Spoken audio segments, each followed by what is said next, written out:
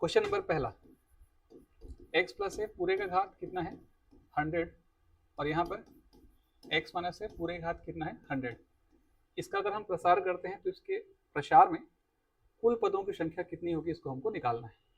अगर हमको कुल पदों की संख्या निकालनी है तो निश्चित तौर पर आप देख लीजिए, जब भी आप इस टाइप से कोई सवाल बनाते हैं ना, x प्लस ए पूरे का घात n और प्लस x माइनस ए पूरे घात n, जब इसका विस्तार करते हैं तो इसके विस्तार में n से 0, ध्यान रखिएगा x घात n ए का घात 0, फिर उसके बाद n से 2 x घात n माइनस 2 ए का घात 2, है ना। यहाँ n से 4 x घात n माइनस 4 ए का घात, ये इस पैटर्न पे जाएगा। यानी असल में क्या होता है, x प्लस ए पूरे घात n का विस्तार करते हैं, x माइनस ए पूरे घात n का विस्तार करते हैं, और दोनों को जब जोड़ देते हैं ना, यानी जो x प्लस ए पूरे घात n का विस्तार का जो फार्मूला है उस फार्मूले को लिखिए और उसी फार्मूले में a की जगह माइनस से रख दीजिए, और दोनों को जब आप जोड़ देते हैं तो क्या होता है कि r के लिए जो विषम वाला टर्म्स है वो सारे कट जाते हैं। nc1 nc3 nc5 ये सारे बाहर हो जाएंगे, है ना। nc0 nc2 nc4 nc6 ऐसे वाले पद बचेंगे, ये इसके विस्तार में इसके विस्तार में, और चूंकि ये सारे के सारे डबल होते हैं, यानी कहने का मतलब है इसका सीधा परिणाम ऐसे आएगा। आप इसको लेकर चलिए और सामने में क्या लग जाएगा 2, तो x प्लस ए पूरे घात n प्लस x माइनस ए पूरे घात n के प्रसार में nc0 ए का घात 0 nc2 ए का घात 2 nc4 ए का घात 4 और साथ में x वाला टर्म एक सीक्वेंस में चलेगा, और जब सीक्वेंस में चलेगा तो कुल पदों की संख्या कितनी होगी, है ना। तो ये अगर मान लीजिए प्लस की जगह माइनस होता तो nc1 nc3 nc5 वाला टर्म मिलता हमको, है ना। तो सीधा सीधा इसके प्रसार में कैसे पद मिलेंगे, लिखेंगे हम लोग 2, यहाँ लिखेंगे nc0 x का घात 100, यहाँ हो जाएगा ए का घात 0, फिर क्या होगा यहाँ पर n की जगह में 100 रहेगा, ध्यान रखिएगा, है ना। फिर उसके बाद 100, फिर क्या हो जाएगा c2 x घात 100 माइनस 2 ए का घात 2, ऐसे निकलेगा, ये निकलता जाएगा, और लास्ट स्टेप क्या जाएगा 100c 100, यहाँ x घात 0 और ए का घात कितना हो जाएगा 100। तो आप हिसाब लगा लीजिए, 2 असल में क्या है, जो 2 लिखा हुआ है ना वो गुणांक है, जब ब्रैकेट सॉल्व करेंगे तो पदों की संख्या बढ़ेगी नहीं, पदों की संख्या क्या रहेगी, स्थिर रहेगी। आप समझ लीजिए कि सब में 2 का गुणा है, ये एक पद हुआ। अब यहाँ से शुरू कीजिए, यहाँ से 2, अगला पद 4, अगला पद 6, अगला पद 8, ऐसे निकलते जाएगा। यानी यहाँ से जब शुरू करेंगे और यहाँ तक जब आप पहुँचते हैं तो एक पद आप छोड़ रहे हैं, 2 4 6 8 10 और 100 तक जा रहे हैं, तो इसका मतलब है कि यहाँ से शुरू करेंगे n100c2 से 100 तक जाएंगे तो पदों की संख्या आपको 50 मिलेगी, और ये भी एक पद है तो इसको आप जोड़ देंगे तो पदों की संख्या कितनी हो जाएगी 51। सीधी सी बात है, एक रिजल्ट की तरह से आप याद रख लीजिए, है ना। इसी चीज को अगर हम लोग फॉर एग्जाम्पल के तौर पर, इसी चीज को हम ऐसा नहीं बनाते, इसको हम लोग क्या करते 100 ये प्लस की जगह माइनस होता तो ये पहला पद नहीं होता, nc1 nc3 इस टाइप से जाता पद, तो निश्चित तौर पर वहां पर पदों की संख्या कितनी हो जाती 51 की जगह वहां 50 हो जाती। ठीक है, तो ये हो गया हमारा पहला प्रश्न। पदों की संख्या अगर हमको निकालनी है तो इस फार्मूले का हमको विस्तार समझना पड़ेगा कि कैसे होगा करके, है ना। ये हो गया पहला क्वेश्चन। सेकेंड क्वेश्चन की तरफ बढ़ते हैं। तो सेकेंड क्वेश्चन क्या कह रहा है, ये सेकेंड क्वेश्चन कहता है कि अगर n बराबर 1 है और यहाँ तक हम पहुंच रहे हैं कहाँ तक, अनंत तक, तो nc0 उसके बाद फिर nc1 उसके बाद फिर nc2 ऐसे निकलेगा, और हम लोग कहाँ तक पहुंचेंगे ncn तक, डिवाइडेड बाई कितना हो जाएगा npn। इतने का सम हमको निकालना है। इन सब का जोड़ जो है s के बराबर है। तो सबसे पहले तो आपको ये समझना पड़ेगा ना कि इन सब का उत्तर किसके बराबर होता है, इसका उत्तर कितने के बराबर होता है। तो s बराबर क्या दिया है, सम ऑफ 1 से लेकर इनफाइनाइट तक अपन जा रहे हैं, तो nc0 nc1 nc2 ncn इन सब का उत्तर होता है 2 का घात n, और नीचे में npn का मतलब होता है n फैक्टोरियल। जब सॉल्व करेंगे तो इतना आएगा इसका परिणाम, है ना, 2 का घात n और n फैक्टोरियल। जब आगे हम हल करेंगे तो आपको n बराबर 1 2 3 ऐसे रखना पड़ेगा, और जब n का मान आप इस तरीके से रखेंगे 1 2 3 रखते जाएंगे तो निश्चित तौर पर जो पहला टर्म आएगा, है ना, s इन सब का सम है, तो पहला टर्म आएगा क्या होगा 2 का घात 1 बटे 1 फैक्टोरियल, अगला 2 का घात 2 बटे 2 फैक्टोरियल, अगला 2 का घात 3 बटे कितना 3 फैक्टोरियल। ऐसे क्या होता जाएगा, निकलते जाएगा। अब हम लोग पहले भी पढ़े हैं, आप जानते होंगे कि घात x का विस्तार क्या होता है, 1 प्लस एक्स अपान 1 फैक्टोरियल, एक्स घात 2 अपान 2 फैक्टोरियल, एक्स घात 3 अपान 3 फैक्टोरियल, ऐसे निकलते जाता है। तो इसके विस्तार में अगर मैं x से हमें अगर 2 रख देता हूँ तो e का घात 2 बन जाएगा, 1 प्लस 2 अपान 1 का फैक्टोरियल, 2 का घात 2 अपान 2 का फैक्टोरियल, 2 का घात 3 अपान 3, ऐसे निकलता जाएगा। इस एक को ट्रांसफर कर दीजिए, इधर एक का घात 2 माइनस 1 हो जाएगा, और जो उत्तर है ना मेरा वही है जो प्रश्न है। अब देख लीजिए, अब मिला के, है ना, वही आ गया, 2 का घात 3 बटे कितना 3, ऐसा निकलता जाएगा। तो इतना जो परिणाम है ना ये वाला, इसको देखेंगे तो सीधा सीधा इसका उत्तर जो है e का घात 2 माइनस किसके बराबर हो जाएगा, 1 के बराबर। और ये जो भी इस प्रश्न का ऑप्शन है यहाँ सेटिस्फाइड हो जाएगा ना। ठीक है, इनमें से कोई नहीं इसका आंसर है, ध्यान रखिएगा ना, इसका उत्तर इनमें से कोई नहीं है। यानी परिणाम कैसा आएगा, e का घात 2 माइनस 1 के बराबर होगा। चलिए ध्यान दीजिए, है ना। अगले क्वेश्चन की तरफ हम बढ़ते हैं। क्वेश्चन नंबर तीसरा क्वेश्चन को हम लोगों ने पहले भी बनाया है, पहले भी पढ़ा है इस प्रश्न को, आप जानते भी होंगे।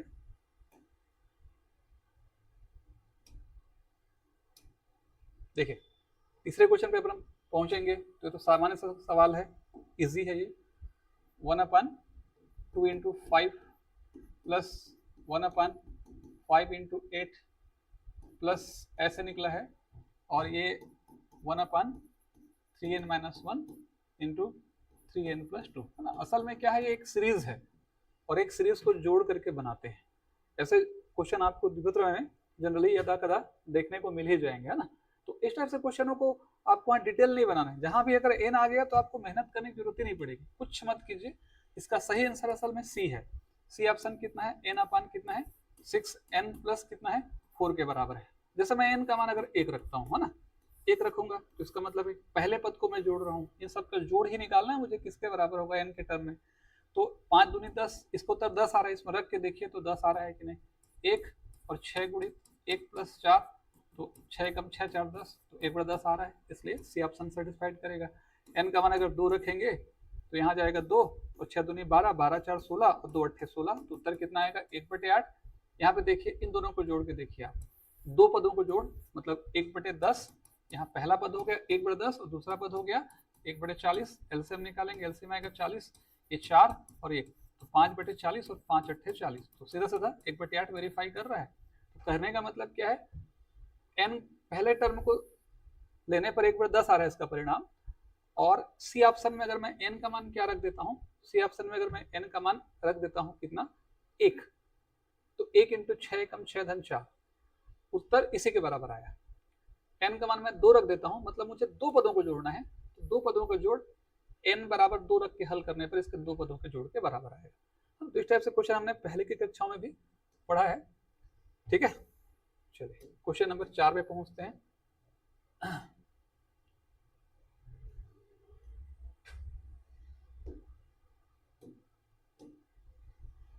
क्वेश्चन चौथा क्या कह रहा है,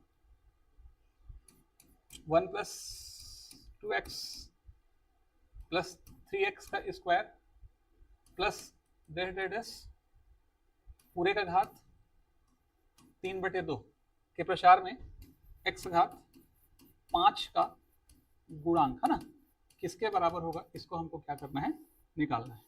तो देखिए इस टाइप से सवाल आप लोगों ने पहले भी पढ़ा होगा। 1 प्लस एक्स पूरे घात अगर मैं n का प्रसार करता हूँ, 1 plus n x plus n minus 1 x घात 2/2 फैक्टोरियल, ऐसे निकलते जाता है। अब अगर मैं x बराबर यहाँ पर मैं -x रख दूं और n का मान अगर मैं -2 रख दूं तो क्या परिवर्तन होगा, देखिए 11 के बुक में बहुत सारे फार्मूले आपको मिल जाएंगे, है ना। ठीक है, अगली कक्षा रहेगी तो पीडीएफ में भेज दूंगा आप लोग के पास। तो 1 - x हो जाएगा और पूरे घात कितना हो जाएगा -2। इसके परिणाम को आप लिखिए तो देखिए n खुद में -2 रख रहे हैं और x खुद में ऋणात्मक है, तो माइनस माइनस प्लस हो जाएगा और 1 प्लस कितना हो जाएगा 2x। ठीक है, यहाँ n का मान मैं रखूंगा ऋण 2, यहाँ रखूंगा ऋण 2 और ऋण 3, ऋण धन हो गया, तो क्या हो जाएगा, तो यहाँ जाएगा 2 इंटू 3 और इन दो का स्क्वायर करूंगा तो क्या हो जाएगा, सीधी सी बात है धन हो जाएगा, और एक्स स्क्वायर बटे कितना हो जाएगा 2 फैक्टोरियल, तो 2 से ये 2 कैंसिल हो जाएगा, तो वही मिलेगा जो उस ब्रैकेट में है 1 + 2 + 3x square 1 + 2x + 3x square, है ना। इस प्रकार के रिजल्ट को आपको बहुत ध्यानपूर्वक समझना पड़ेगा और बनाना पड़ेगा। तो निश्चित तौर पर ये जो परिणाम हम देख रहे हैं, ठीक है, इस क्वेश्चन के अंतर्गत 1 + 2x + 3x स्क्वायर + ज़ेड पूरे घात 3/2, तो निश्चित तौर पर ये सूत्र है 1 - x पूरे का घात किसका, ऋण 2 का, और ऑलरेडी मेरे पास कितना है यहाँ पर सवाल में कितना है 3/2 है, तो 2 से 2 क्या हो जाएगा कटेगा, और 1 - x पूरे घात कितना बचेगा मेरे पास, ऋण 3 बच जाएगा। अभी जो तुम लोग या आप लोग जो बना रहे थे उसमें सिर्फ हमको प्लस की जगह माइनस ले लेना पड़ेगा, यानी 1 जहां हम 3 ले रहे थे 2 ले रहे थे वहां 3 ले लेंगे, और सारा वैल्यू माइनस होने से प्लस हो जाता है, आप जानते हो, तो आप प्लस में ही ले लीजिए 1 + nx, तो 3x, फिर 3 × 3 - 1, ठीक है, अपन 2 फैक्टोरियल x का स्क्वायर, फिर 3 3 - 1 3 - 2 ठीक है भाई, ध्यान रखिए इस चीज को ना, n माइनस में है ये माइनस हो जाएगा, तो जहां ये वाला हिस्सा माइनस में आएगा इसको थोड़ा ऐसे लिख लीजिए, इसमें गड़बड़ करेंगे तो आप 1 + nx + n × n - 1 x घात 2 बटे 2 फैक्टोरियल n - 1। आप एक चीज देख सकते हैं, है ना, जो भी सवाल में हमको x घात 5 पूछ रहा है, तो यहाँ पर जहाँ 2 है वहाँ n × n - 1 है, 3 है तो n × 3 लिखा है तो एक कम रहेगा, तो जाहिर सी बात है अगर 5 लिखा रहेगा तो इस क्रम से बढ़ेगा, तो क्या आएगा n - 1 n - 2 n - 3 और n - 4, और यहाँ पर x घात 5 बटे कितना हो जाएगा 5 फैक्टोरियल आएगा, सीधी सी बात है ना भाई। देखिए यहाँ x घात नॉर्मली अब देखिए ना कि ये 2 लिखा है तो एक कम है, x घात कैसे आता 3 फैक्टोरियल और कितना आता है x घात 3 आता है, यहाँ 3 लिखा है तो यहाँ एक कम है, तो x घात 5 गुणांक चाहिए, तो x घात 5 में n - 1 n - 2 n - 3 n - 4 तक जाएगा वो, और नीचे में कितना होगा 5 फैक्टोरियल होगा, तो मुझे x घात 5 गुणांक निकालना है, तो मैं सिर्फ n का मान यहाँ कितना रख दूंगा 5 रख दूंगा, ऋण, समझिए इस चीज को, मैं ऋण एक प्रकार से 5 रख रहा हूँ, और माइनस ये जो साइन है ना प्लस माइनस मैंने x में ले लिया मान के चलिए, है ना उसको, ठीक है, या आप रख ही दीजिए, इसमें कोई दिक्कत नहीं है, n का मान मैं रख देता हूँ कितना -3, और यहाँ -3 -1, यहाँ -3 -2 -3 -3, और यहाँ पर ठीक है -3 -4 अपन क्या हो जाएगा 5 फैक्टोरियल और -x पूरे घात कितना हो जाएगा 5, ठीक है। जब आप क्वेश्चन को सॉल्व करेंगे, जब क्वेश्चन को सॉल्व करते हैं अपन, तो सॉल्व करना पड़ेगा, इसे इजी बनाना पड़ेगा और कुछ नहीं, तो यहाँ पे क्या हो जाएगा -3 -4 -5 -6, ठीक है, -7, और माइनस में आएगा x घात 5, और बटे में कितना हो जाएगा 5 फैक्टोरियल, 5 गुणित 4 गुणित 3 गुणित 2 गुणित 1, 5 से 5 खत्म हो जाएगा, 4 से 4 खत्म, 3 से 3 खत्म, प्लस माइनस आपको लेना है 1 2 3 4 5 6, आंसर आएगा पॉजिटिव। अब हल कर दीजिए 2 तिया 6, तो 3 सत्ते 21, तो टोटल आ जाएगा परिणाम 21 x घात कितना 5, तो इसका गुणांक किसके बराबर हो जाएगा 21 के बराबर हो जाएगा, है ना, ठीक है भाई। चलिए अगले क्वेश्चन की तरफ बढ़ते हैं। 1 + x पूरे घात m के प्रसार में तीसरा पद दिया है -1/8x², तीसरा पद क्या निकलेगा 1 + m nx mx + m m - 1 x घात 2 बटे 2 फैक्टोरियल, है ना, इतना ही आएगा, तो m × m - 1/2 फैक्टोरियल x² का गुणांक किसके बराबर है, का परिणाम किसके बराबर है -1/8x², ये कैंसिल होगा, तो क्या बचेगा m × m - 1/2 बराबर -1/8, 2 चौके 8, तो m × m - 1 बराबर कितना होगा ऋण 1/4, 13 गुणा कर लीजिए, 4m m - 1 बराबर ऋण 1, सॉल्व करेंगे जब सॉल्व करेंगे इसको तो 4m का square minus 4m plus 1 equal to 0, ये सीधा सीधा फार्मूला बन जाएगा। 2m का whole square minus 2 into 2m plus 1 का स्क्वायर बराबर 0, तो 2m माइनस 1 का होल स्क्वायर बराबर 0। सॉल्व करेंगे ना तो 2m बराबर 1 और m बराबर कितना हो जाएगा 1/2। तो कभी कुछ सवाल आसान मिलेंगे और कभी कुछ सवाल क्या है टफ मिलेंगे, तो आपको अधिक से अधिक अभ्यास करना है, उसके बगैर क्वेश्चन नहीं बन पाएगा, है ना। तो चलिए इसको बनाते हैं। इसको मैं, क्योंकि ऐसा सवाल हम लोगों ने पहले भी पढ़ा है, तो मैं इसको शॉर्ट में ले करके आगे बढ़ता हूँ। X square minus x minus 2 पूरे घात कितना होगा 5 के विस्तार का x घात 5 है गुणांक, है ना।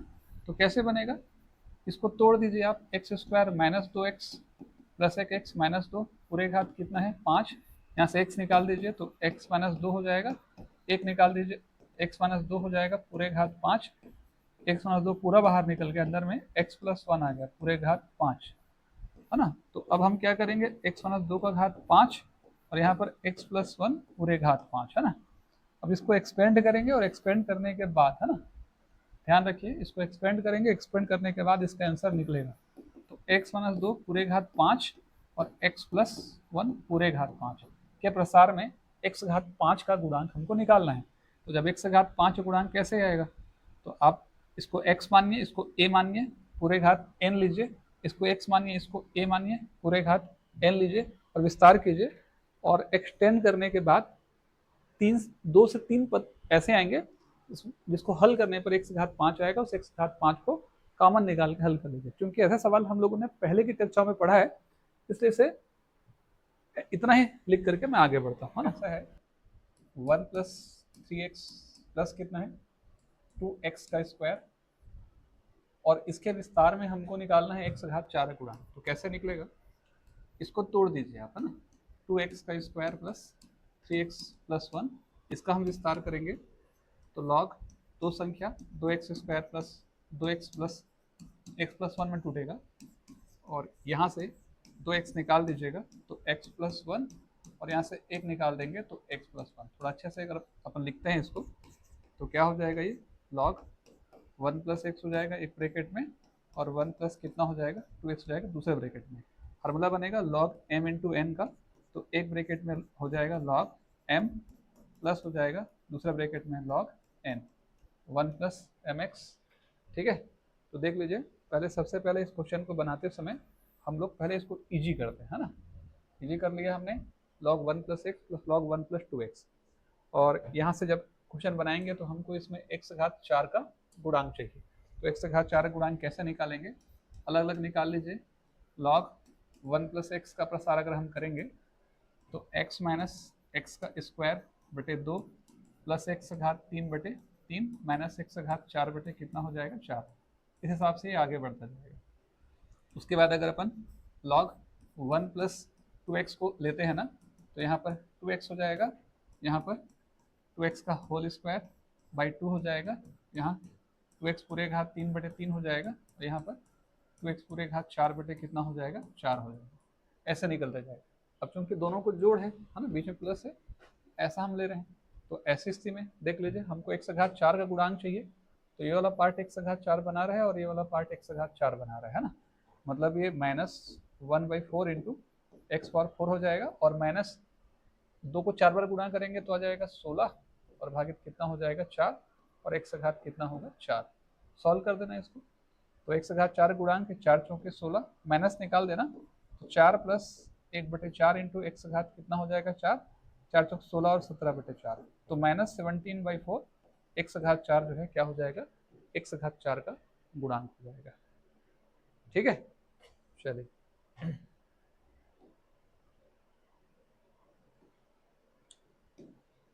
इसके बाद इस क्वेश्चन को बनाएंगे। इस क्वेश्चन का लेंथ थोड़ा सा बड़ा है, इस टाइप से कोई सवाल आएगा तो किस तरीके से बनाएंगे। जहाँ क्वेश्चन का लेंथ बड़ा होगा थोड़ा सा उस पर ज़्यादा मेहनत करने की आवश्यकता आपको नहीं है। सवाल थोड़ा सा कई बार अलग अलग एग्जाम पूछा है, इसलिए इसको बताना पड़ रहा है। 1/3 का घात 1/3 और पूरे का घात यहाँ पे क्या हो जाएगा n, है ना। आराम से 7वां और अंश से 7वें पद का अनुपात 1/6 है, तो आराम से 7वां पद का मतलब ये हुआ कि t6 + 1 हो जाएगा, और यहाँ पर एन सी 6 हो जाएगा, x मतलब 2 का घात 1/3, पूरे का घात क्या हो जाएगा 6 हो जाएगा, ठीक है, n माइनस 6 हो जाएगा, n माइनस 6 हो जाएगा, और यहाँ पर इसको ऊपर ले जाएंगे तो 3 का घात -1/3, पूरे घात कितना हो जाएगा 6 हो जाएगा, ठीक है। समीकरण 1 कर देते हैं। अब ये आरंभ से 7वां पद था, अब अंश से 7वां पद बोल रहे हैं, तो अंश 7वां पद के लिए आपने को एक्सचेंज करना पड़ेगा। इसको आप एक्सचेंज कर दीजिए, इसको पहले ले आइए, 3 का घात -1/3 को पहले रख लीजिए और 2 का घात 1/3 को बाद में रख लीजिए। अब इसके हिसाब से हमको 7वां पद यानी x7 फाइंड करना है, तो क्या हो जाएगा, सीधा सीधा ध्यान रखिए इस चीज को, एन सी 6 हो जाएगा, यहाँ पर 3 का घात -1/3, पूरे घात n-6 हो जाएगा, और यहाँ पर 2 का घात 1/3 और पूरे घात कितना हो जाएगा 6 हो जाएगा। समीकरण दूसरा, समीकरण पहला, और हमको प्रश्न बोला है कि सातवें पदों का अनुपात एक है, इन दोनों को हम डिवाइड करेंगे, और जैसे ही डिवाइड करेंगे तो NC6 से NC6 देखिए कट जाएगा, ठीक है। और उसके बाद इसको जब अपन सॉल्व करते हैं तो 2 का घात 1/3, 3 का घात 1/3, ठीक है, डिवाइड कर लीजिए तो ये ऊपर चला जाएगा, या ऐसा भी कर सकते हैं आप, 2 का घात n/3 हो जाएगा, मल्टीप्लाई 2 का घात -6/3 हो जाएगा, और 3 का घात -6/3 हो जाएगा यहाँ पे, है ना। इस वाले में क्या होगा, 3 का घात -n/3 हो जाएगा, ब्रैकेट सॉल्व करेंगे तो इसका गुना होगा, और मल्टीप्लाई 3 का घात प्लस 6/3 हो जाएगा, और 2 का घात यहाँ 6 क्या हो जाएगा 3 हो जाएगा।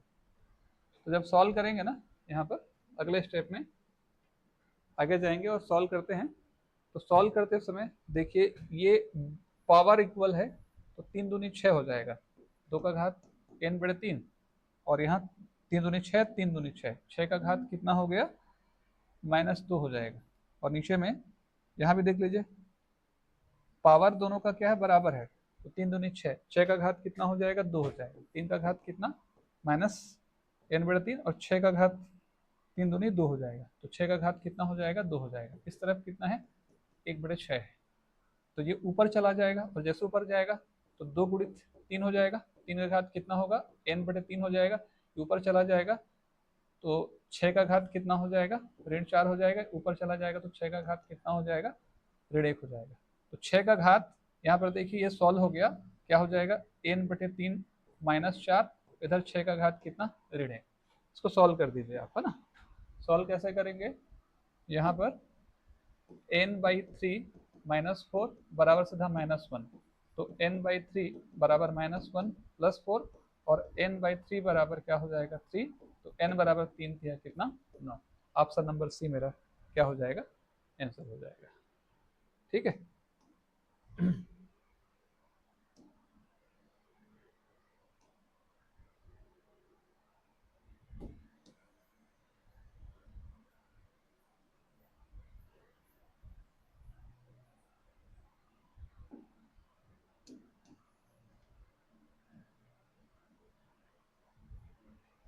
चलिए 1 + x पूरे घात n इंटू 1 + 1/x पूरे घात n के प्रसार में 1/x से गुणांक चाहिए अपने को, तो 1 + x का घात n का जब मैं प्रसार करता हूँ तो क्या होगा 1 प्लस, देखिए सारे ऑप्शन जो है किस रूप में है फैक्टोरियल के रूप में है, तो nc1 x घात 1, nc2 x घात 2, nc3 x घात 3, ऐसे क्या होता जाएगा निकलता जाएगा। और जब मैं 1 + 1/x पूरे घात n का प्रसार करूंगा तो जहां पर x है वहां 1/x हो जाएगा, तो nc1 1/x का घात 1, nc2 1/x घात 2, और nc3 1/x घात क्या हो जाएगा 3, ऐसे क्या होता जाएगा निकलते जाएगा। अब चूंकि इन दोनों का मल्टीप्लाई कर रहा हूँ तो इसका मतलब है कि ये इससे मल्टीप्लाई होगा, यानी ये पहले ब्रैकेट में आ जाएगा और ये क्या हो जाएगा दूसरे ब्रैकेट में आ जाएगा। तो जब आप इसे एक्सपेंड करेंगे यानी इसका हम लोग क्या करेंगे मल्टीप्लाई करेंगे, ध्यान रखिएगा ना, ये पहला टर्म्स है ये दूसरा टर्म है, लेफ्ट में ये पहला टर्म है, दूसरा टर्म है ना, ये पहला टर्म है और ये क्या है, दूसरा टर्म है। जब इसको हम मल्टीप्लाई करेंगे या मल्टीप्लाई करके अपन सॉल्व करेंगे तो सीधा सीधा हमको चाहिए क्या, ठीक है, 1/x का गुणा। तो 1/x कहाँ कहाँ आएगा भाई, सीधी सी बात है, इसका गुणा जब इससे होगा तो 1/x आएगा, तो क्या आ जाएगा NC1, यहाँ NC एक का मतलब यहाँ NC0 है, तो NC0 इंटू NC1, ठीक है। उसके बाद फिर एक का गुणा, और कहीं भी करने पर आपको 1/x नहीं मिलेगा, इसका गुणा इससे करूंगा तो 1/x नहीं आएगा, इससे गुणा इससे करूंगा तो नहीं आएगा, लेकिन इसका गुणा इससे करूंगा ना, अब करके देखिए ना, NC1 मल्टीप्लाई NC2, यहाँ जाएगा x और यहाँ जाएगा 1/x का स्क्वायर, तो एक खत्म हो जाएगा। तो क्या बचा, NC1 NC2, ये क्रम आगे बढ़ता जाएगा और हर जगह ऐसे निकलते जाएगा। तो इसका सीधा सा मतलब हो रहा है NC0 into NC1, NC1 into NC2, NC2 into NC3, ऐसे निकलते जाएगा ना। इनका जो परिणाम होगा वही मेरा क्या हो जाएगा, 1/x का क्या हो जाएगा, गुणांक हो जाएगा। अब इसके लिए सीधा रिजल्ट होता है, जब आप लोग 11th की मैथ्स बुक निकाल के पढ़ेंगे या उसको पढ़ेंगे ना, तो आपको सीधा सीधा यहाँ पता चल जाएगा, ठीक है। इसके लिए ध्यान रखिएगा ना, NC0 into NC1, NC1 into NC2, NC2 into NC3, इस प्रकार के जितने भी क्वेश्चन हम बनाएंगे तो ध्यान रखिएगा इसका आंसर जो है 2n फैक्टोरियल है ना, बी नंबर का आंसर होगा 2n factorial divided by n-1 n+1, इसके बराबर होगा, है ना। आप एक पद को निकाल के भी देख सकते हैं, ये बी नंबर का आंसर जो है हमारा आंसर आएगा, ठीक है भाई। आप एक पद निकाल लीजिए और वहां पे वेरीफाई कर लीजिए। तो अगर कोई कंफ्यूजन हो रहा है ये कैसे बनेगा, किस टाइप से होगा, तो ये इसका पहला टर्म्स है। ऐसे सवाल अभी आगे हम पढ़ेंगे, ट्रिक का प्रयोग करेंगे, समझाऊंगा ही। ये पहला टर्म्स है, इस ऑप्शन में n का मान, इसमें n का मान 1 रखा जाए और उसमें n का मान 1 रखा जाए, तो कौन सा ऑप्शन सही रिजल्ट देगा वो भी आप निकाल सकते हो, और गलती से आपको फार्मूला मालूम नहीं है तो, ठीक है भाई। तो ये हो गया हमारा बी नंबर का आंसर, क्वेश्चन नंबर 9वें नंबर का सवाल का। अब इसी चीज को अगर हम लोग को ये समझ लीजिए इस चीज को कि अगर इसी सवाल में 10वां नंबर क्वेश्चन को भी बहुत ध्यान से पढ़िएगा ना, 10वां नंबर के सवाल में भी आप बहुत ध्यान से पढ़िएगा कि 1+x 1+1/x पूरे घात n के अनुसार में एक से स्वतंत्र पद की बात कर रहा है। तो एक से जब स्वतंत्र पद करेगा मतलब x का घात 0, तो कौन सा ऐसा टर्म्स होगा जो x का घात 0 बनाएगा। सेम सवाल है, इसलिए एक ही सवाल में दो तरीके से क्वेश्चन बनेगा। तो भाई निश्चित तौर पर एक स्वतंत्र पद का मतलब जिसमें x नहीं होगा, तो x किस में नहीं होगा, तो यहां से देख लीजिए, एक का गुणा मैं किससे करूंगा तो नहीं होगा, एक से करूंगा तो नहीं होगा, वहां एक गायब हो जाएगा, यानी NC0 का मल्टीप्लाई किससे होगा, NC0 से हो जाएगा। फिर एक का गुणा इससे करूंगा तो x होगा, एक गुणा इससे करूंगा तो x होगा, एक गुणा इससे करूंगा तो x होगा, सभी में x होगा। फिर जब मैं इसका गुणा इससे करता हूं, यानी NC1 into x multiply NC1 into 1/x, इससे करता हूं तो x खत्म होगा, तो यहाँ हो जाएगा NC0 का स्क्वायर, यहाँ होगा NC1 का स्क्वायर, अगला होगा NC2 का स्क्वायर। इस तरीके से ये मेरा आंसर हो जाएगा ना। तो जहां भी NC0 का स्क्वायर, NC1 का स्क्वायर, NCn का स्क्वायर, ये सी नंबर का आंसर जो है मेरा क्या हो जाएगा, फाइनल आंसर हो जाएगा। ध्यान रखिएगा इस चीज को, है ना, ठीक है। क्वेश्चन नंबर सेकंड को पहले बनाएंगे, ऐसे सवाल हम लोगों ने पहले भी पढ़ा है। NC0 इंटू NC1, फिर NC1 इंटू NCr+1, ऐसे निकलते जाएगा। तो जब भी ऐसे सवाल बनेंगे ना तो ध्यान रखिएगा, इस लास्ट स्टेप को देखिएगा, दो पदों के गुणनफल से मिलकर बना है। और जब भी दो पदों के गुणनफल से मिलकर कोई सवाल बनता है, तो मैंने आपको पहले बोला है कि वहां पर जैसे मैं यहाँ n बराबर 1 रखूंगा तो r बराबर मुझे 0 लेना पड़ेगा, है ना। n का मान 1 रखिए और r बराबर 0 लेना पड़ेगा। तो मुझे क्या करने पड़ेंगे, ऐसे हर सवाल पे मुझे दो पद को वेरीफाई करना पड़ता है। n बराबर 1 पर r बराबर 0 लेता हूँ, है ना। तो आप ये हो जाएगा 1 से 0, ये हो जाएगा 1 से 1, ये हो जाएगा 1 से 1 और ये हो जाएगा, ठीक है, n का मान 1, r का मान 0, तो यहाँ पर 1 से 1 हो जाएगा। तो इसका उत्तर 1 होता है, इसका उत्तर 1 होता है, इसका उत्तर 1 होता है, इसका उत्तर 1 होता है, 1 एकम 1 और 1 एकम 1, और 1 में 1 जोड़ेंगे तो कितना हो जाएगा, 2। तो इसका जो परिणाम है 2 आ रहा है, तो कौन सा रिजल्ट जो है वो 2 बनाएगा। ऑप्शन पहला ही इसका सही आंसर है। तो 2n का फैक्टोरियल, यहाँ n-r का फैक्टोरियल और n+r का फैक्टोरियल, है ना। 2 गुणित 1, r का मान अपने को 0 लेना है, तो यहाँ 2 माइनस क्या हो जाएगा n का मान 1 माइनस 0 का फैक्टोरियल और 1 प्लस 0 का फैक्टोरियल, है ना। तो मतलब क्या हुआ 2 और नीचे में 1 का 1 इंटू 1 मतलब क्या हो जाएगा 2। तो देखिए 2 क्या कर रहा है, इस आंसर को वेरीफाई कर रहा है ना। आप चाहें तो यहाँ पर 1 बढ़ा लीजिए, जिसको मैं n बराबर 1 और r बराबर 0 ले रहा हूँ, उसमें आप n बराबर 2 और r बराबर 1 ले लीजिए। तो 2c0 हो जाएगा, 2c1 हो जाएगा। लेना दो ही पदों को है, यहाँ 2c1 हो जाएगा, यहाँ 2c, r का मान 1 है तो 1 और 1 2 हो जाएगा, है ना। तो n/0, ठीक है भाई, n/0 का मान आप जानते हैं, n फैक्टोरियल n माइनस 0 0, तो यहाँ पर 1 ही आ जाएगा और यहाँ पर 2 हो जाएगा, यहाँ पर 2 हो जाएगा और यहाँ पर फिर से 1 हो जाएगा। तो 2 1 कम 2, 2 1 कम 2, 2 और 2 कितना हो जाएगा 4।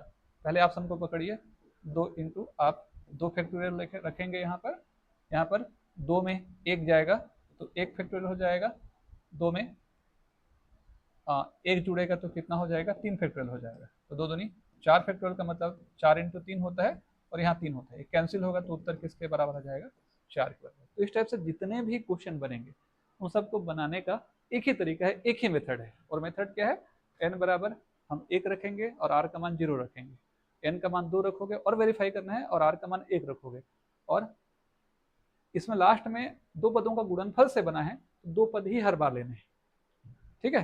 तो ऐसे सारे सवाल इस तरीके का प्रयोग करके क्या किया जा सकता है, बनाया जा सकता है। बाकी कल इसको अपन पढ़ेंगे, कंटिन्यू करेंगे।